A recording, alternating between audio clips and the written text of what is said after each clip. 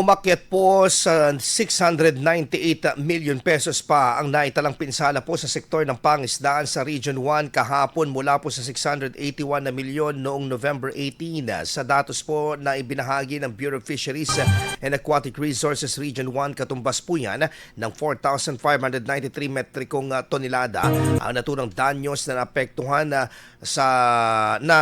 nakaapekto sa 4,311 na mga mangingisda sa rehiyon.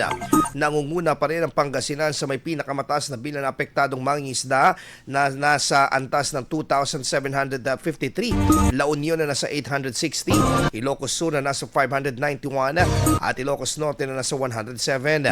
Umabot din sa 1,101 na unit ang mga bangkang pangisda ang nasira ng bagyo, kung saan 675 ang partially damaged habang 425 naman ang totally damaged. Mula sa datos na 78.7% ng kawalan po ng mga mangingisda ay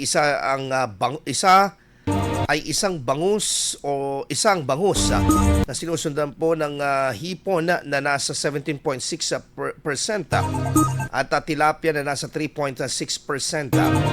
Bilang bahagi ng recovery operations, nagpamahagi na ng food packs, fishing gear, net at sinkers sa mga apektadong mangingisda sa Pangasinan, kasabay ng pagtulog ng iba pang mga pangangailangan sa national government.